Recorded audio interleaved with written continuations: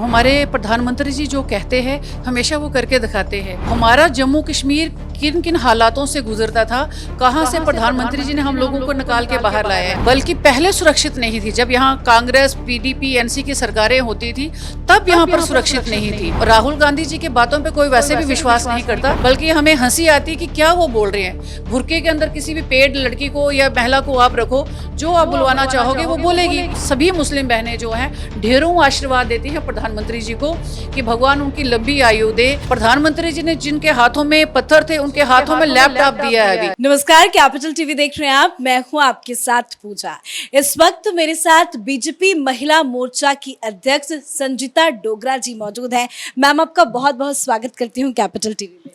बहुत बहुत धन्यवाद आपका। और सबसे पहले आपको बधाई भी देती हूं क्योंकि आप लगातार दूसरी बार महिला मोर्चा की अध्यक्ष बनी है। पंडित डोगरा जी से आपका अच्छा खासा रिश्ता रहा है, आप उनके परिवार से आती हैं, पुत्र वधू हैं, अब राजनीति में है, महिला मोर्चा के अध्यक्ष है, कमान संभाल रही हैं। तो क्या इसको लेकर क्या कहेंगे, उसके बाद आगे का सवाल मैं आपसे पूछूंगी। सबसे पहले तो मैं ईश्वर का धन्यवाद करती हूँ कि स्वर्गीय पंडित प्रेमनाथ डोगरा जी, जिनको कि जम्मू कश्मीर क्या पूरे भारतवर्ष में कोई ही ऐसा होगा जो उनको नहीं जानता। उनका क्या योगदान रहा था पार्टी के लिए या अपने समाज के लिए, अपने प्रदेश के लिए, अपने देश के लिए। तो मैं उन्हीं के परिवार का एक हिस्सा हूँ। इसमें मैं अपने आप को बहुत सौभाग्यशाली समझती हूँ। और राजनीति में जुड़े हुए मुझे 14 साल हो गए हैं। अलग अलग दायित्व निभाते हुए ये है कि मैंने शुरू से महिला मोर्चा में ही काम किया था। तो 2 बार मैं महामंत्री रही और अब 2 बार प्रदेश अध्यक्ष, दूसरा कार्यकाल मेरा चल रहा है। तो बहुत अच्छा लग रहा है अपने कार्यकाल में कि सबसे ज़्यादा धन्यवाद करूंगी अपने राष्ट्रीय अध्यक्षा जी का कि जिन्होंने हमें मौका दिया अलग अलग प्रदेशों में जाने का। अभी तक संगठनात्मक प्रवास जो हमारे रहे, जहाँ कहीं भी इलेक्शंस होती थी अलग अलग प्रदेशों में, तो वहाँ पर मुझे भी जाने का मौका मिलता था। और अधिकतर जहाँ भी गई हूँ कोई होगा जो नहीं जीता, अदरवाइज़ जहाँ पे भी जाती थी सारे प्रत्याशी वहाँ के जीते हुए, सबका डाटा मैंने इकट्ठा करके रखा हुआ है। तो अभी तक मैं 18 प्रदेशों में होकर आई हूँ, सिर्फ भारतीय जनता पार्टी के काम से ही। अलग अलग प्रदेशों में इस बार भी जिम्मेदारी काफी महत्वपूर्ण है क्योंकि लंबे वक्त के बाद चुनाव हो रहा है। आप बीजेपी की महिला मोर्चा की अध्यक्ष हैं। कितनी महिलाएं मैदान में हैं और आपको क्या उम्मीद है कि कौन कौन सी ऐसी महिलाएं हैं या कितनी ऐसी सीटें हैं जहां पे कमल खिलना तय है? बिल्कुल, हमारा तो यही प्रयास रहेगा क्योंकि महिला मोर्चा के अध्यक्ष होने के नाते मुझे पता है कि हमारी महिलाएं कितनी सक्षम हैं, कितनी उनमें एक ऊर्जा है काम करने के प्रति, अपने पार्टी के प्रति कैसे ईमानदारी से वो बहनें काम करती हैं। अभी पिछले दिनों जो लोकसभा के इलेक्शंस हुआ था उसमें भी महिलाओं का बहुत बड़ा योगदान रहा था। और हमारे जो यहाँ से जम्मू से दोनों प्रत्याशी भाई जो जीत कर आए हैं लोकसभा, उसमें महिलाओं का बहुत बड़ा योगदान रहा है। तो हमें पूर्ण विश्वास है कि इस बार जो हमारी विधानसभा की इलेक्शंस होने वाली हैं इसमें भी महिलाएं अपना बहुत बड़ा योगदान देने वाली हैं। और हमारी महिलाओं का ये है कि निस्वार्थ भाव से वो संगठन का काम जो है दिन रात उस काम में जुटी होती है बिना किसी स्वार्थ के।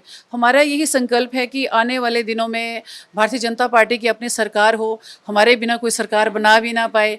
और हमारा यही रहता है, इसलिए बहनों में एक ऊर्जा है। और साथ ही हम ये भी देखते हैं कि जब से 2014 से हमारे देश की भागडोर प्रधानमंत्री जी ने संभाली है, अलग अलग योजनाओं के माध्यम से, अलग अलग कानूनों के माध्यम से महिलाओं को हर जगह बहुत मान और सम्मान मिला है। मैम, आपने योजना की बात की तो इस बार का जो आपका मैनिफेस्टो है उसमें मां सम्मान योजना भी है। वो क्या योजना है और मैनिफेस्टो में महिलाओं के लिए क्या कुछ है, जरा डिटेल्स में आप हमारे दर्शकों को बताएं। इस बार मैनिफेस्टो में बहुत कुछ महिलाओं से रिलेटेड बड़ी अच्छी अच्छी इसमें जो है आगे बहनों को दिया है क्योंकि हमारे प्रधानमंत्री जी जो कहते हैं हमेशा वो करके दिखाते हैं। और प्रधानमंत्री जी का शुरू से ये रहा है कि महिला सशक्तिकरण कैसे हो, हर एक जगह उनको रहता है कि मेरी बेटी बच्चियां बहनें कैसे आगे आएँ। तो इस बार माँ सम्मान योजना का है कि इसमें जैसे जितनी भी हमारी महिलाएँ हैं जो सुहागन है ना, उनको भी 1 साल के 18,000 रुपये मिलेंगे। और जो हमारी बेटी बच्चियाँ या बहनें जो विधवा हैं या जो हमारी वृद्ध माता हैं या जो हैंडीकैप हैं, उनको भी 1,000 की पेंशन थी, उसकी जगह अब 3,000 जो है वो उनको भी मासिक जो है पेंशन मिलने वाली है। इसी तरह से स्वर्गीय पंडित प्रेमनाथ डोगरा एक रोजगार योजना का भी यहाँ पर हुआ है जम्मू कश्मीर में उनके नाम से। ये आपके लिए सौभाग्य की बात है। बिल्कुल। और उसमें 5 लाख युवा जो हैं उनको यहाँ पर जॉब मिलने वाली है। तो कहीं न कहीं ये हमारे ही बच्चे आगे आने वाले हैं, अपने जम्मू कश्मीर के बच्चे। तो ऐसी कई ऐसी योजनाएं हैं जिनका कि लाभ जो है, और यहाँ पर हमारे पहले हर कोई जो किसान थे वहाँ उनको 6,000 मिलता था साल का, अब उसको भी बढ़ाकर 10,000 किया है। ये नहीं, अलग-अलग जितनी भी स्कीमें हैं, तो मैक्सिमम जो शुरू से भी हम देखते हैं कि जितनी भी योजनाएं घूम फिर के वो 80% सिर्फ और सिर्फ महिलाओं के लिए होती हैं। और महिलाएं तो घर चलाती है, चाहे वो बिजली की सुविधा हो, पानी की सुविधा हो, गैस हो, कुछ भी हो, राशन हो, आयुष्मान कार्ड हो, ये सारी सुविधाएं तक तो महिलाओं से ही शुरू होती है, महिलाओं पे ही खत्म होती है। महिला सशक्त हुई है, नो डाउट, मैं भी एक महिला हूँ, लेकिन ये जो योजनाएं हैं इसका असर क्या चुनावी नतीजों में मिलेगा देखने को? बिल्कुल मिलेगा। क्योंकि ऐसे भी हमारे जो प्रधानमंत्री जी हम अक्सर देखते हैं कि हर जगह वो महिलाओं को आगे सपोर्ट करते हैं। तो पहले क्या था कि जम्मू कश्मीर में यहाँ पर धारा 370 35A था, तो 35A के कारण महिलाओं को बहुत कुछ बर्दाश्त करना पड़ता था। 35A का मतलब ये था कि हमारे जम्मू कश्मीर की अपनी कोई बेटी है जो, उसकी शादी अगर पठानकोट से बाहर होती थी, अपने जम्मू कश्मीर से बाहर होती थी, तो उस बेटिया को, चाहे वो अपनी माँ बाप की इकलौती बेटी क्यों ना हो, उसको यहाँ पर कोई मौलिक अधिकार नहीं रहता था। वो बच्ची यहाँ वापस अपना कोई उसका हक नहीं होता था, जिसके कारण हमारी जम्मू कश्मीर की कई ऐसी मतलब माताएं थी कि जिनको ये दुख होता था कि उनकी बेटी बाहर है परंतु उसका वहाँ पर कुछ नहीं है अब।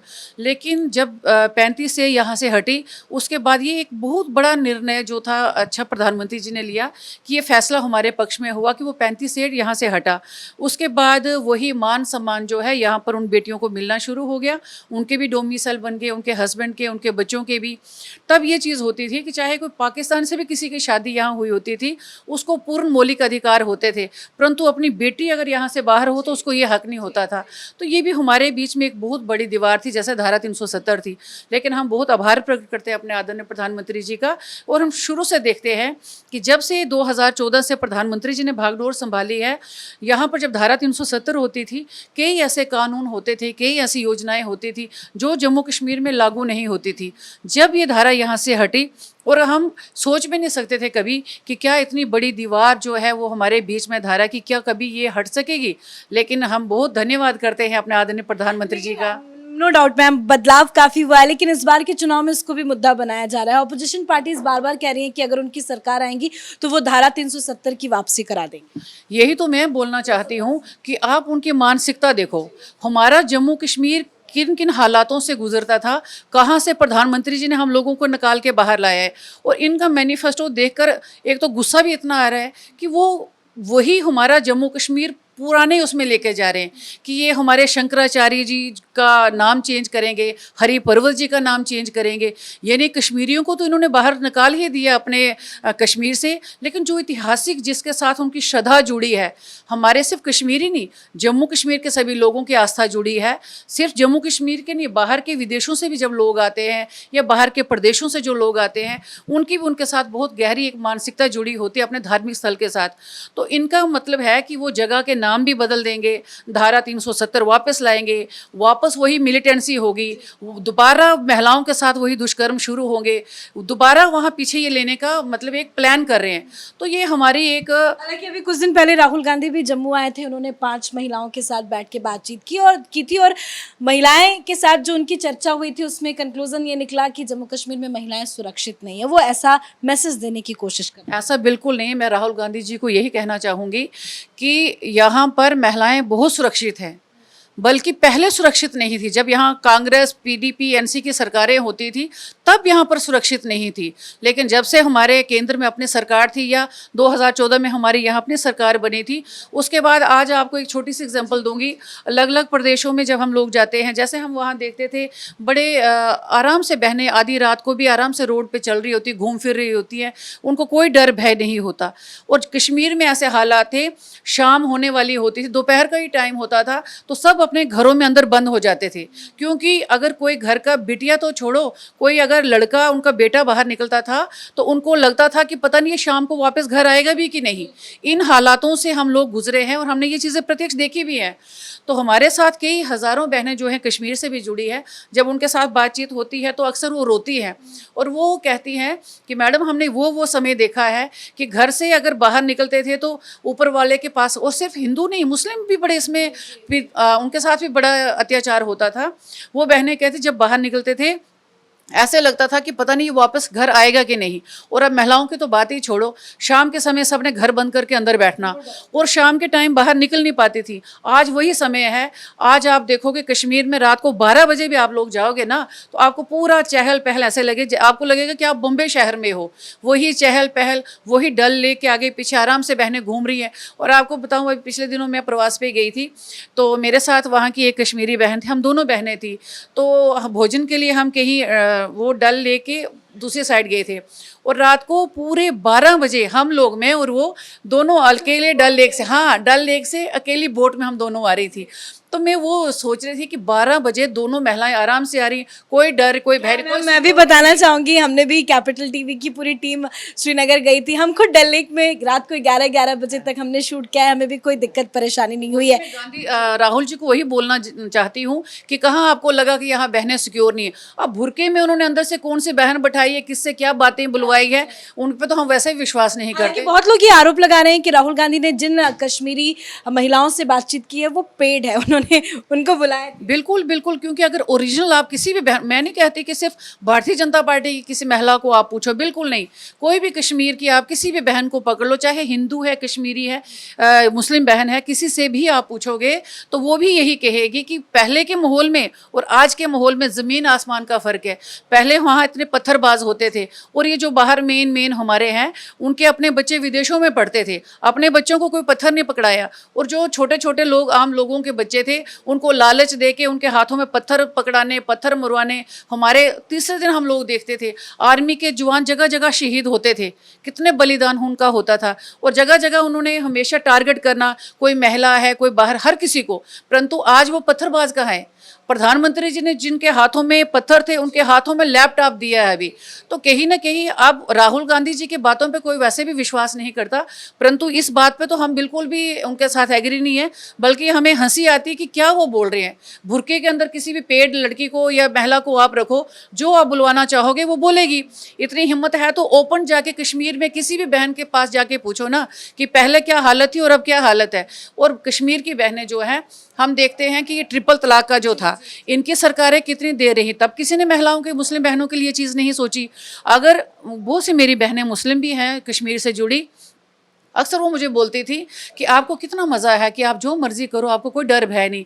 और हम मुस्लिम बहनें हैं तो हमें खाना बनाते भी डर लगता है कि कहीं हल्का सा नमक या मिर्ची तेज़ हो तो पता नहीं हमारा पति कब हमें तलाक तलाक बोलेगा और हमें अपने जीवन से अलग करेगा। और वो ये कहती थी कि हमारी गर्दन पे हमेशा तलवार लटक रही होती तलाक की। तो हम उनका दुख समझते थे, परंतु है तो महिला है, दुख दर्द तो सबका एक जैसा होता है, लेकिन हम उनके लिए कुछ कर नहीं पाते थे। अगर उनके लिए किसी ने कुछ किया तो सिर्फ प्रधानमंत्री जी ने, कैसे उन्होंने ट्रिपल तलाक हटाया।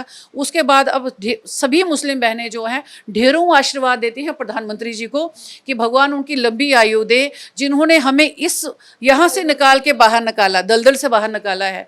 तो बोलने का मतलब है जब भी प्रधानमंत्री जी कुछ करते हैं वो किसी समुदाय के लिए नहीं करते कि इसका इस बहन को लाभ हो, इसका इसको हो, बिल्कुल भी नहीं। वो सबके लिए एक जैसे कानून, सबके लिए एक जैसे योजनाएं बनाते हैं। सुविधाएं भी तो सारे लोग उठाते हैं, सारे सुविधा उठाते हैं। बल्कि मैं तो कहती हूँ जो अपोजिशन वाले जो बातें करते हैं सबसे ज़्यादा लाभ तो वही स्कीमों को उठाते हैं। उठाने के बाद भी फिर एंटी बोलना, वो तो अपने लिए पाप इकट्ठा करते हैं।